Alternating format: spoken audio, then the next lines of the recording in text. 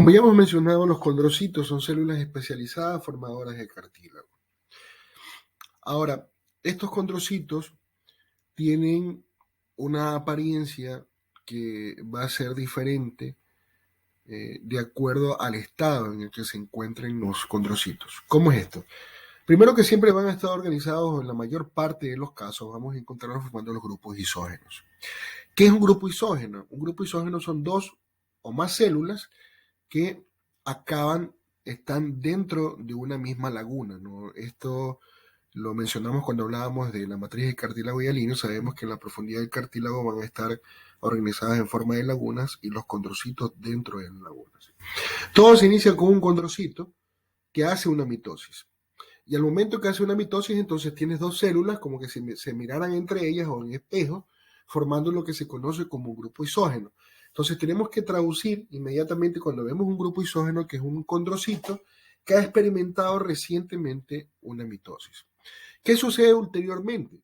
Como el condrocito es el responsable de la producción de matriz cartilaginosa y la matriz cartilaginosa se va depositando en la periferia del condrocito, mientras este sigue produciendo matriz cartilaginosa, se va separando de su célula, de su grupo isógeno, haciendo de que finalmente haya una mayor distancia, haciendo de que el condrocito ya maduro pueda estar en solitario. Pero en inicio todos fueron grupos isógenos. Es por eso que tenemos que pensar en la posibilidad de una mitosis cuando vemos un grupo isógeno.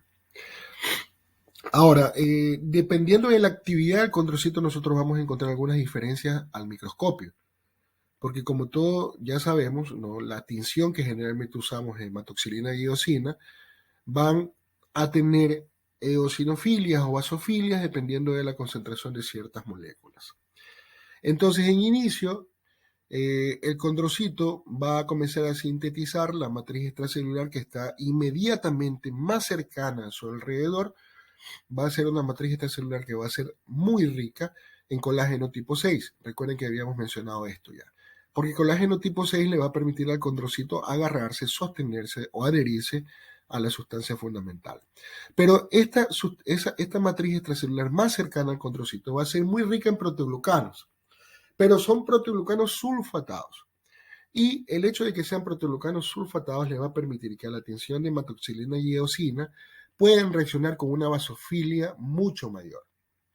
Entonces vamos a encontrar que la matriz extracelular, que está inmediatamente más cercana al condrocito, va a tener una basofilia importante que la va a diferenciar del resto de matriz extracelular, y esa parte es la que nosotros conocemos como matriz capsular o pericelular, porque es la que está inmediatamente, el anillo que está inmediatamente por fuera de los condrocitos. Un poco más allá y ya por fuera de la matriz capsular vamos a encontrar una matriz extracelular que va a ser menos basófila, porque los proteoglucanos sulfatados ya van a ser menos dentro de esa matriz, ¿no? Van a tener una menos cantidad de matriz, perdón, de proteoglucanos sulfatados, pero va a comenzar a aparecer una gran cantidad de glucógeno, perdón, de colágeno tipo 2, ¿no? Entonces, esas diferencias en la concentración, en la concentración de estructural, ¿no?, sobre todo la menor o la disminución de proteoglucanos sulfatados, va a hacer de que esta matriz va a hacer o va a tener una basofilia menos intensa, ¿no? Entonces ya estamos hablando de la matriz territorial y va a ser plenamente identificada. Ya vamos a ver algunas placas donde podamos ver que el anillo más cercano al condrocito va a ser altamente basófilo, que va a ser entonces la matriz capsular, y por fuera de ella, con menor basofilia, la matriz territorial. Y luego vamos a encontrar una mayor cantidad de matriz que va a tener una basofilia mucho menor, o sea, prácticamente va a ser una zona clara, donde vamos a tener entonces la matriz interterritorial. Y básicamente esa matriz interterritorial es la que va a ocupar los espacios entre los grupos de condrocitos, ¿no? Esto va a ser muy fácil de identificar, pero tenemos que leerlo y saber el concepto para poderlo entender muy bien. Una característica importante del condrocito es que no solamente va a tener la labor de sintetizar el colágeno, de sintetizar proteoglucanos y glucosaminoglucanos, sino que también al momento que se posicionan dentro de la matriz tienen que liberar metaloproteinasas. Recuerden que las metaloproteinasas ya las hemos mencionado como destructoras hasta cierto punto o con actividad enzimática sobre la matriz extracelular.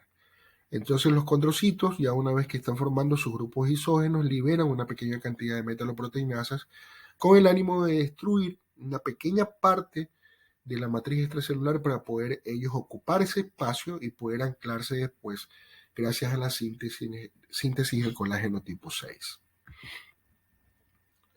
Como hemos dicho en otras ocasiones, ¿no? El cartílago va a ser un molde, un esbozo donde se va a osificar finalmente el esqueleto del ser humano adulto.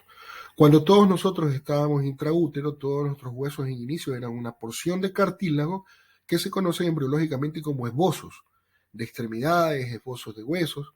Entonces, ese esbozo va a iniciar un proceso de osificación desde la parte central hacia la periferia, ¿no? Originando de que, como les comentaba hace un momento, de que al momento que ya se van hacia la periferia osificando, al final, ya cuando el ser humano es adulto, va a quedar una pequeña porción en los polos distales, que es el cartílago articular.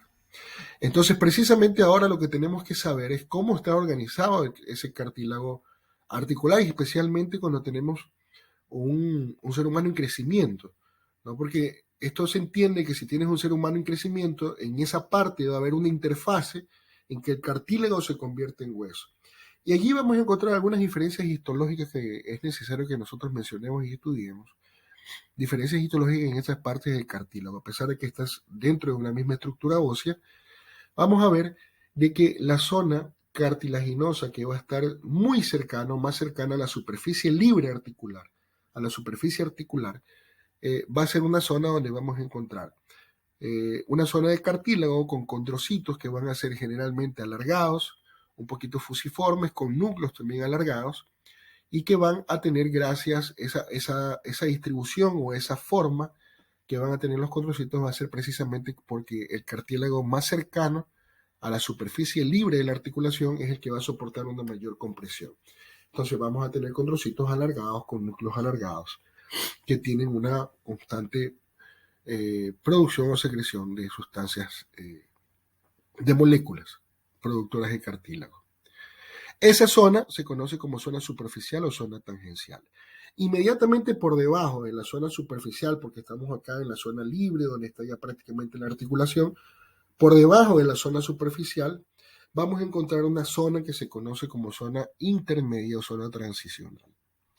En la zona transicional sigue siendo cartílago, pero vamos a encontrar condrocitos que van a ser redondeados, van a tener núcleos redondos y que van a estar agrupados de mucha mejor forma, es decir, van a tener una mayor agrupación, ¿no? Distribuidos al azar dentro de la matriz cartilaginosa. Luego de la zona intermedia y la zona transicional vamos a tener una tercera zona ya acercándonos un poco más a la parte de calcificación, que es la que conocemos como zona profunda o zona radial.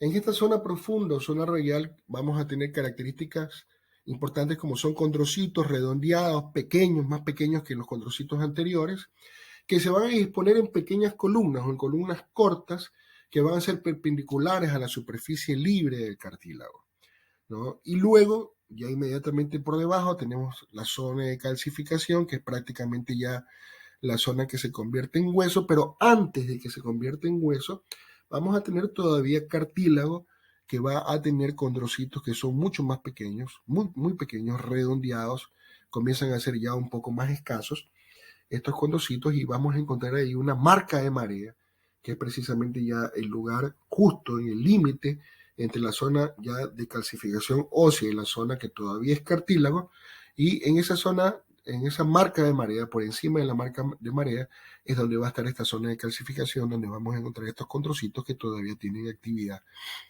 de producción.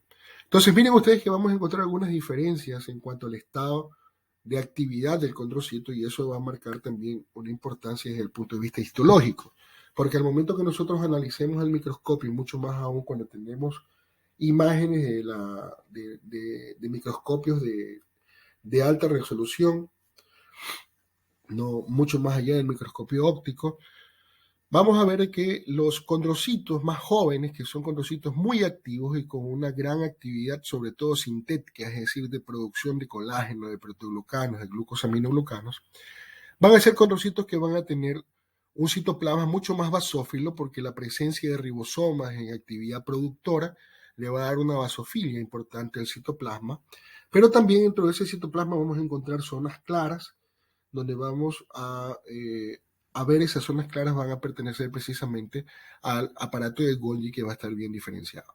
Como sabemos en las células que tienen una gran actividad productora de proteínas, los organelos implicados directamente en este proceso, como es el retículo endoplásmico rugoso y el aparato de Golgi, van a estar bien diferenciados.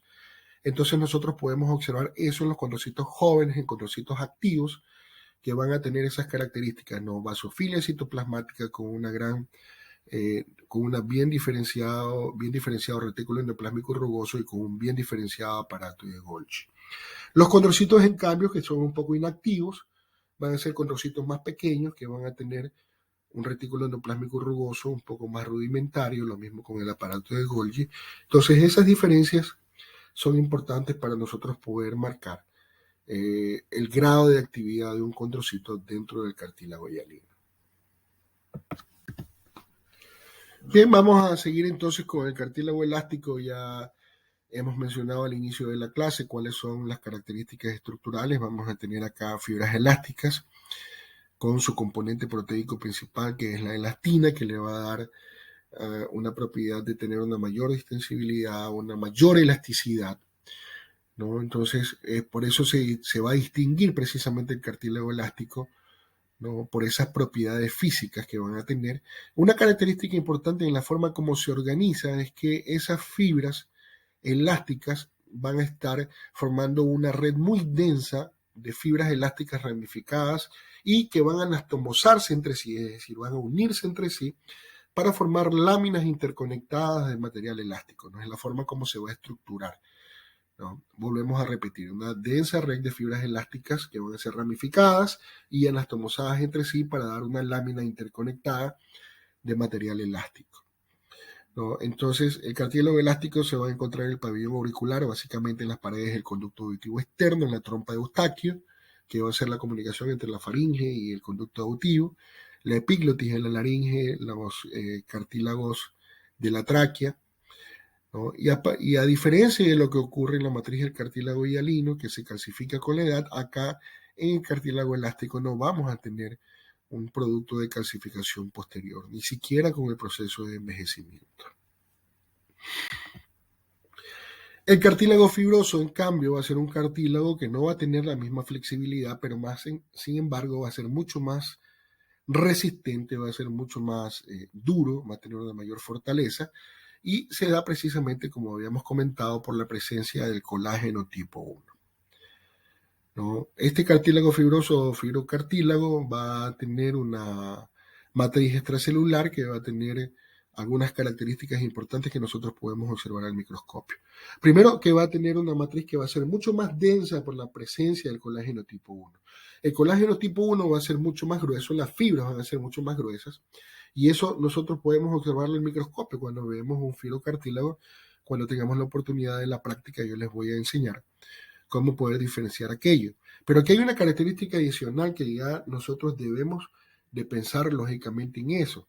Y es que sabemos que los condrocitos son productores de colágeno tipo 2, pero el condrocito no está en la capacidad de sintetizar o de formar colágeno tipo 1. Por tanto, en la matriz del cartílago fibroso van a aparecer unas células nuevas que no encontrábamos nosotros en el cartílago elástico ni en el cartílago hialino. Y son precisamente las células productoras de colágeno tipo 1, los famosos fibroblastos. Entonces vamos a encontrar fibroblastos que son plenamente identificados, a pesar de que como cuando vimos tejido conjuntivo no vamos a observar la silueta completa de la célula, pero sí vamos a encontrar esos núcleos planos, alargados, que sugieren la presencia de fibroblastos dentro de la matriz cartilaginosa. Es decir, no solamente vamos a encontrar los condrocitos con sus grupos isógenos, característica que también van a presentar en el cartílago fibroso, sino también la presencia de estos núcleos aplanados que sugieren la presencia de fibroblastos productores de colágeno tipo 1, para poder estructurar de esa forma entonces el cartílago fibroso. ¿Dónde encontramos cartílago fibroso? En discos intervertebrales, en la sínfisis del pubis, en los discos articulares, en las articulaciones esternoclavicular, temporomandibular, los meniscos y la articulación de la rodilla, y como sabemos tiene una estructura mucho más fuerte, mucho más ruda, entonces precisamente van a ser en esas estructuras responsables de actividades o de soportar una mayor tensión o una mayor fuerza de compresión, el cartílago fibroso. Revisamos un poco las características. Miren ustedes, ahí tenemos un cuadro comparativo que tenemos en nuestro texto, en donde podemos ver la ubicación tanto del cartílago hialino, el cartílago elástico y el cartílago fibroso. No, miren ustedes dónde está la distribución, eso tienen que revisar, es importante, y la función que van a cumplir cada uno de ellos, ¿no? La flexibilidad propia del cartílago elástico, la funcionabilidad del cartílago fibroso y las múltiples funciones que tiene el cartílago hialino, como lo hemos revisado a lo largo de esta clase. Y acá tenemos también algunas otras características que son transversales en los tres tipos de cartílago, la presencia de pericondrio. Sabemos que el pericondrio está tanto en el cartílago hialino como en el cartílago elástico, pero no está presente en el cartílago fibroso.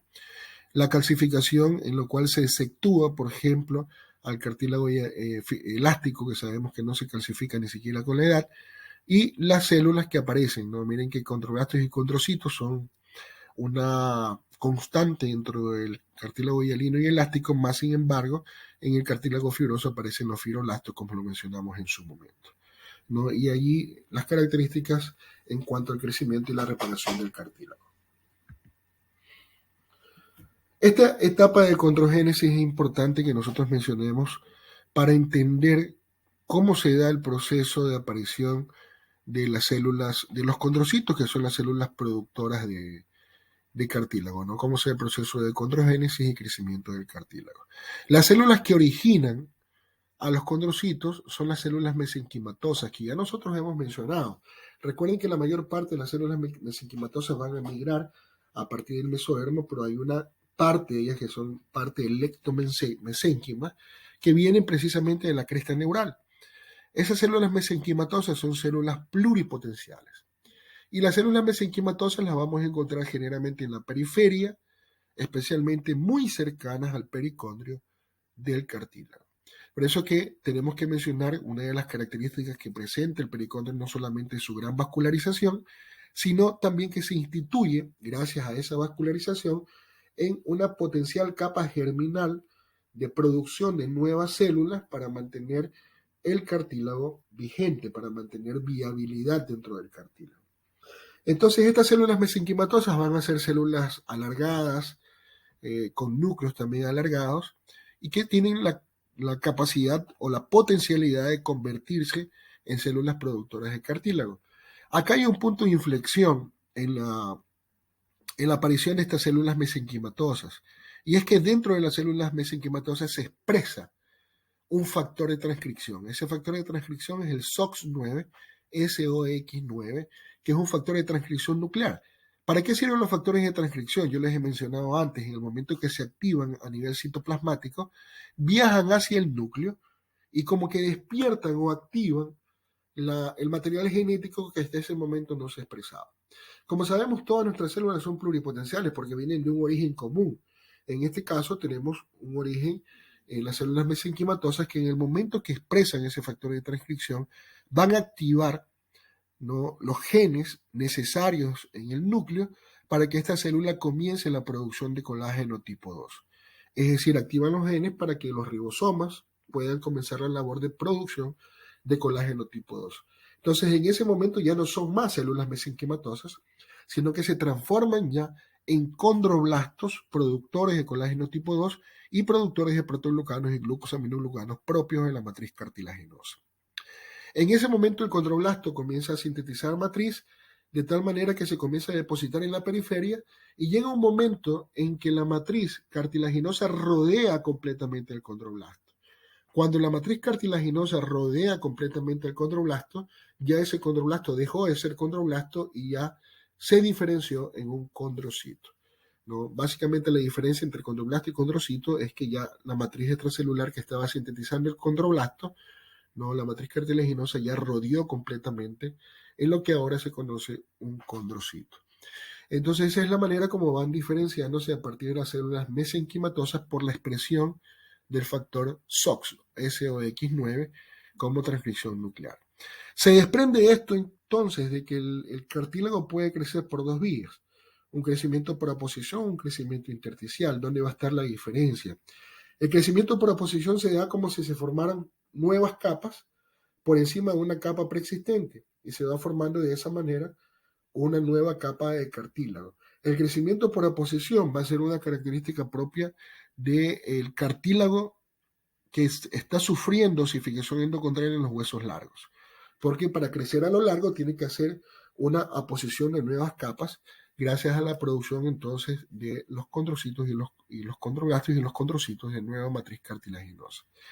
En cambio, el crecimiento intersticial se da en un condrocito que está en la profundidad de un cartílago ya de antigüedad, un cartílago antiguo, y comienza a sintetizar nuevas moléculas o nueva matriz cartilaginosa dentro de la profundidad de ese cartílago que tiene ya algún tiempo, ¿no? Por eso lo hace por zonas intersticiales y se denomina entonces crecimiento intersticial, ¿no? En el interior mismo del cartílago preexistente, y esa es la diferencia entre los dos tipos de crecimiento que nosotros vamos a encontrar o vamos a estudiar dentro del proceso de condrogénesis y crecimiento del cartílago.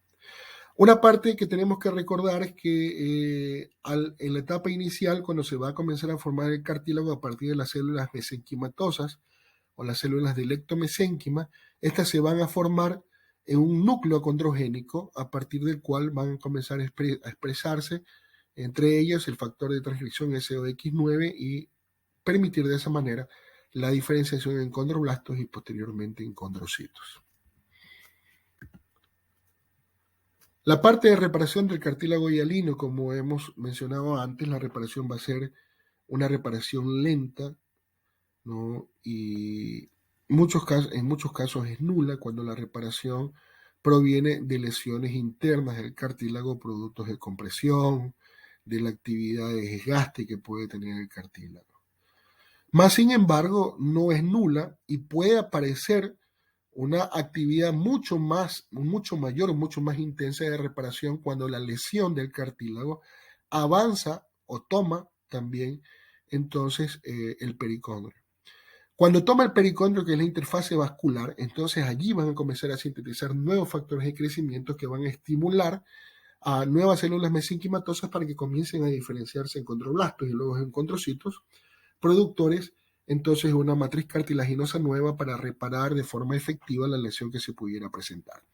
Entonces de esto nosotros sacamos dos conceptos importantes, que las lesiones cartilaginosas internas que no toman el pericondrio difícilmente son reparadas, pero cuando la lesión toma inclusive el pericondrio, va a ser precisamente la lesión de la parte vascular la que va a incentivar a través de factores de transcripción una mejor y más efectiva reparación del cartílago.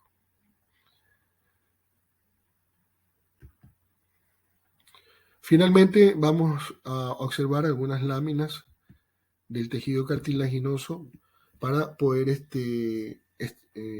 afirmar un poco los conceptos que hemos mencionado. Miren ustedes cómo acá en los grupos condrogénicos, donde podemos observar allí los condrocitos, la parte de matriz más cercana a su alrededor es como un halo, ¿no? Una laguna que tiene una mayor vasofilia, ¿no? Esa es la matriz capsular. Y por fuera de la matriz capsular vemos que con un tono un poco menos basófilo, ¿no? Tenemos la matriz territorial y entre matriz territorial, miren ustedes cómo se ve un poco ya más apagada la basofilia, ¿no? En zonas mucho más claras, que es la zona de matriz interterritorial, ¿no? La eosinofilia entonces va a estar limitada, miren, a la zona del pericondrio, porque la zona del pericondrio es donde va a estar la zona vascular.